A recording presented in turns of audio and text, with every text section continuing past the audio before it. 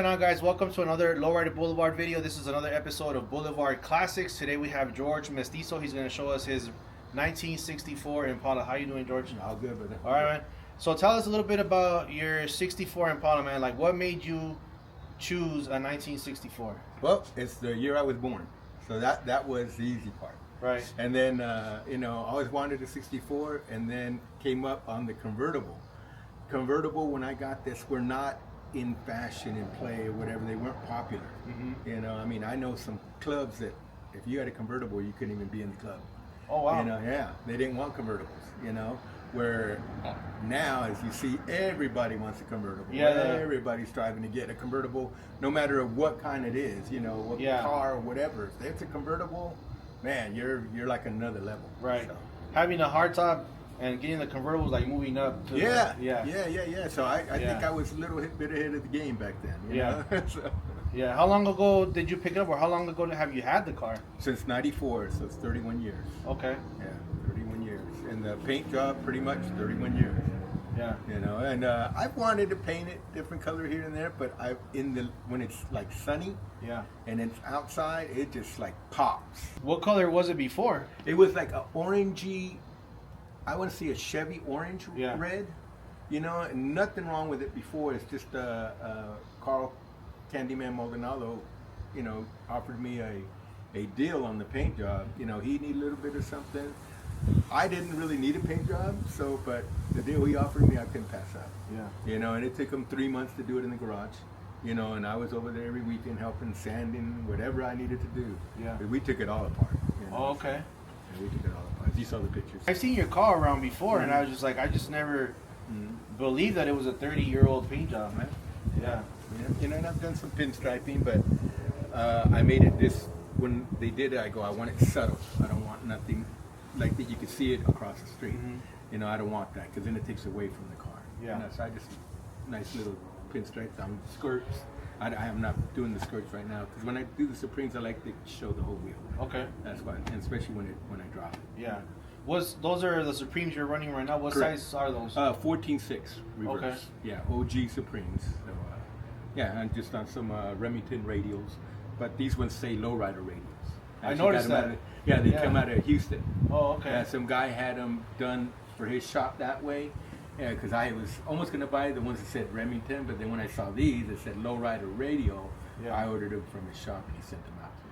And what made you go with the Supremes or the stock, like, with the hubcaps, instead of going like the, traditional wire, the wire wheel or traditional wire? As you saw the picture, I did have wires on it before. Looked awesome, Yeah. But I've always, like I said, back in the day, I was just more into the OG look and everything, and then especially after my caps, when I put them on, and you'll see them when I put them on this summer, they look chrome, because I had them all buffed out and everything like that, and everybody's like, man, how'd you get your caps like that? And then with the nice big 1-inch white wall or whatever I'll put on there too. I'm thinking of going even bigger this time for the summer. It just looks awesome, and I just like that look. And I think the other reason on the spokes that I had, those were 14.7, and I couldn't run the skirts in the back because it was too wide. Yeah, they would rub. They would rub, so I wasn't running it on that. And then, like I said, I just like I'm just more old school. Supremes were always old school to me. Yeah. The caps, like I said, when I did it, nobody was into that look. Nobody had that look. Maybe far and few between, you'd see another car with caps all over the G. Yeah. So everybody, I was like, I was just one of the few. And then I noticed like 10 years after that, everybody wanted to compete in the original class. Right. And everybody wanted an original car. Yeah. So again, I think I was just a little ahead of that curve. So let me ask you a question. Everybody has a different idea or perspective of what a lowrider is, right? Correct. If you're building a car, what would be 3 things that say, okay, you picked up a 64 Impala. What are at least 3 things that you would do to that car to say, I got a lowrider? Well, suspension. Yeah, so the suspension, either air ride or hydraulics. Okay. Wheels, you can go Supremes, you can go spokes. I go with my caps, and I drop this thing, and I can cruise it. Right. When it's dropped at that thing, so you're low. Yeah. And then just a nice paint job. So I think those are the 3, the suspension, the paint job, and the wheels. Okay. You know, so I think those right there, they'll get you. And like I said, to each his own. Yeah. I don't think, you know, that it necessarily has to be spokes. You know, some people say you do. I don't believe Right. that, you know. So some people say you have to have patterns or whatever. No, because I've been to the shows where some of the best looking rides are just one color. Yeah. You know, so, but yeah, the patterns and all that, like I said, to each his own. So I Right. think it's just, nobody should be able to define it. I think it's what you make of it. If you feel like you're low riding, you're low riding. Right, that's You know? right. And talking about the suspension, what kind of suspension did you do on the 64? So this has got this when they first started the suspension kits and everything. I have it's called the Universal Via Air, and it's a dual tank. Because now everyone just runs one little tank. Because the air rides, they're just meant to go up and down where you get to where you want to go. If you want Right. to drop it, boom. You know, I've had people like, oh, can you make it go up and down? No, I don't got hydraulics. It doesn't Right. do that. And I'm not going to do that. You know, so this just meant, and it rides beautifully. Because you're riding like on pillows. Right. So like when we're on the freeway, man, we're just like floating around. You know, and I had 520s before, even when I had the OG caps and the wires. I just do, you know, because we drive it on the freeway, I just did not like that feeling. When you're turning on the 520s, it feels like you're still not all the way in your lane. You feel like you're, I don't know. So I like the radio ride. You Right. know, even though 520s they do look great. They look awesome. Right. You know, but ride, if you do the freeway a lot, I suggest get some radios. You know, Yeah. just gonna ride a lot better, be safer. Because I remember when I first got air ride, everybody was like, why are you getting air ride? It's supposed to get hydraulics. It's like you see my trunk. I use my trunk. Yeah. I use my trunk. So I have my canopy, my ice chest, my Chairs. my chairs, Yeah. my banners, my everything. Right. So, and that's one thing I used to tell people. And even some people, before I got that air ride, they wanted to put it on the side, in the middle. And I'm like, no, I need my trunk. Right. I still got my spare in there, you know. So finally, a friend of mine that was on my pool team, he's like, hey, George, I know how to do that stuff. He goes, I'll go by your house and measure it up. He goes, I'll put it underneath your top. Yeah. And that's where it's at now. So that way it left me the whole trunk. You Okay. know, to still to do what I want to do. Yeah. So I think everybody has a different perspective or idea of what their lowrider is, and it doesn't necessarily mean that one's Yeah. wrong or not. You know, Yeah, like when I got exactly. into low riding, like I like the wire wheels Yeah, and yeah. spokes, Yeah. you know, hydraulics, but it doesn't mean that if somebody chooses something different, Yeah, they're not in. that Yeah. they're not, you know, Yeah. to each their own. Type And I of- think just the way you carry yourself too. You know, if you carry yourself right and you're respectful to the culture, you know, I don't see why anybody should knock you, you know, for not having a traditional ride or whatever, you know, because I mean, I see them now at the shows, you know, everybody wants to get out there, you know, and it's not Yeah. really a traditional lowrider, but it is low. Yeah. And it's slammed to the ground, so I like it. Right. Trucks, whatever. When it comes to the interior, We had it redone too. Okay. Yeah, everything redone. Redid the engine, tranny, everything. Engine was tired from the OG engine, you know. So redid all that. Put the original 327 what came with the car, with the Super Sport, and it still got the Power Glide tranny in there. Yeah. Just 1.2 speeds. who did your interior was down here in Vegas? Yes, in town? Santa Barbara. Oh, okay, I remember. Upholstery. Yeah. Yeah, they used to over there for Charleston. Charleston and Pecos area, yeah. I think they just sell upholstery now. They don't do it. Yeah, I anymore. think they just the supplies. Yeah, the supply store now. Yeah, Mhm. that's right. Yeah. Can we check out your engine? Yeah.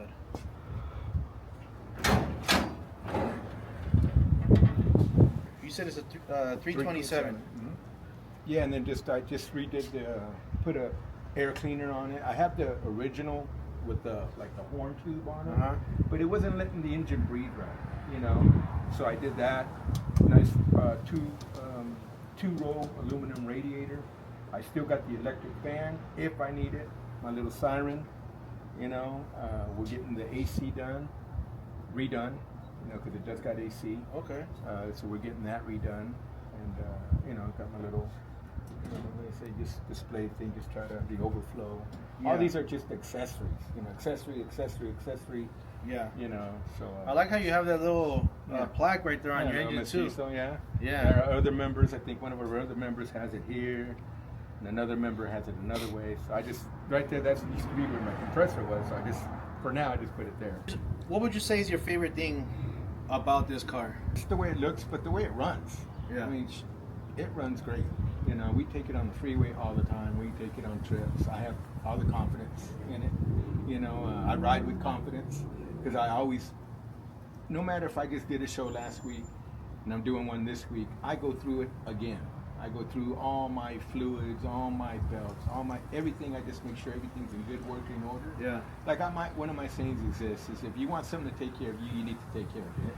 That's right. You know, because a lot of people, they just gas and go, and they never, you know, look at this or check this out, and then they're wondering why, you know, this messed up on them. Right. It's not working right. It's 'cause they kind of neglect it, right? Yeah. So to me, I think that's in any aspect of life, no matter if it's a relationship, a vehicle, whatever, your job. Want something to take care of you, you take care of it. That's right. And they didn't do the same for you. Yeah.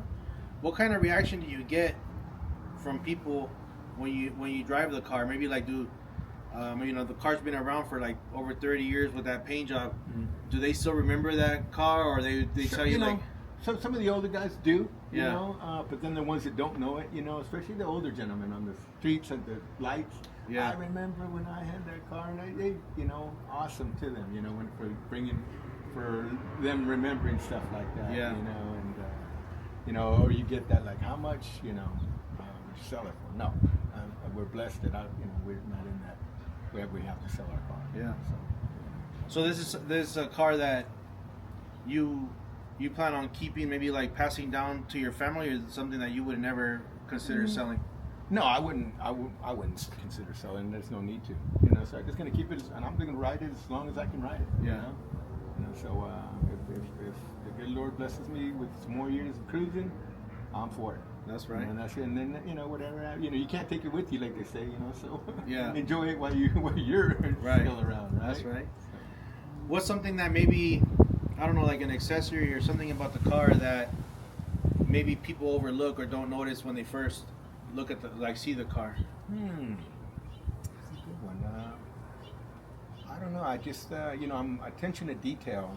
You know, one thing I do in my interior, and I don't know if you've seen this at other, like my handles. I always make sure the handles are one way.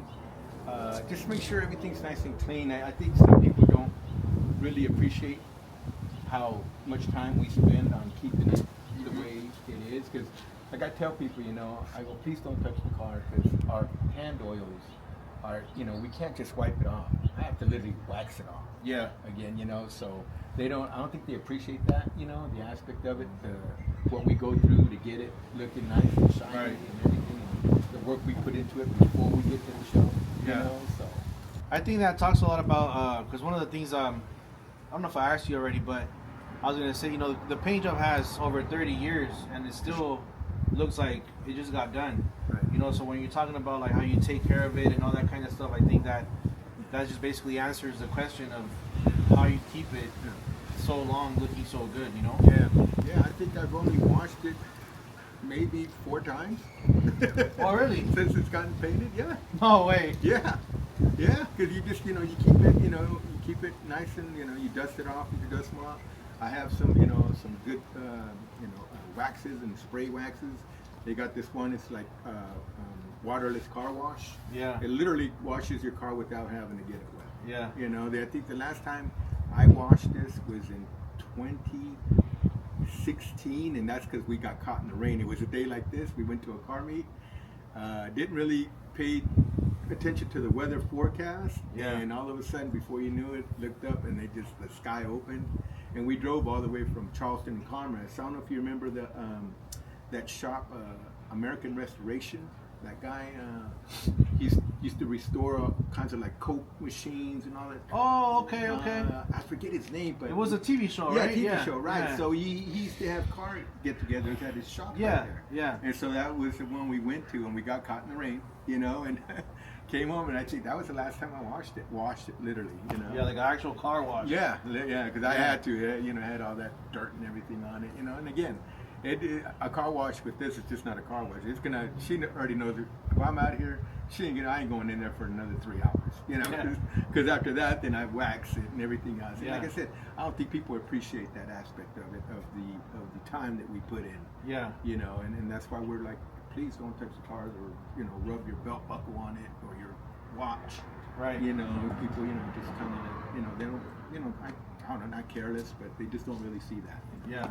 What kind of advice can you give them when it comes down to one of these cars or owning a car like this? I would say, like I said earlier, get what you want, you know, and if that's what you're going to invest your time in, you know, restoring anything like that. Because if you don't get what you want, you're not really putting in that effort and love that you need to put into it to make it what you want it to make it, you know. So get what you want. And you said you drive this car out of town, right? Yeah. It goes like Laughlin, that big old hill. Yeah. You've been to Laughlin before? That big hill going down, where it's like 17 miles. Yeah. That going down and coming up, it just cruises right up the hill.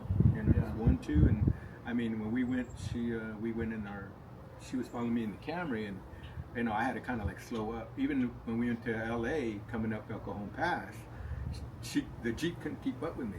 It's like she was driving the Jeep. She was like, "Babe, you need to, you know, I'm back here trying to catch up." So I had to like slow down. Yeah. You know, so it just cruises. I love it. Yeah. And 30 years later, you take it to shows out of town and stuff like that. Is the car still placing at shows? Oh yeah. Yeah. I mean, UNLV did a show last year, got third, but they put me into like just like in a category with everybody. Like in general? Yeah, in general category. Like I said, I'm not as active in the scene as I used to be, but and they would always place, taking best of shows. You know, but like I said, every year I learned a little bit more, and I would go up and ask the judges, you know, the ones that are judging that category. Yeah. What do you look for? What do you suggest I do? What do you know? And they would give me pointers. Yeah. And I would take that and store it and apply it. Yeah. You know, so and that's what finally got me there. Okay. Yeah. All right, George. Thanks for showing us your car, man. All right, brother. I appreciate you. Right. Thank you. All right.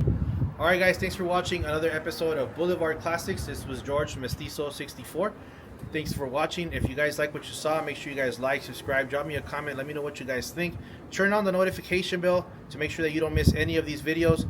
Make sure you guys, if you guys want to support the channel, go to thelowriderblvd.com, thelowriderblvd.com. You can pick up one of these shirts or any of the other designs I have on there. Thanks for watching. See you guys next time.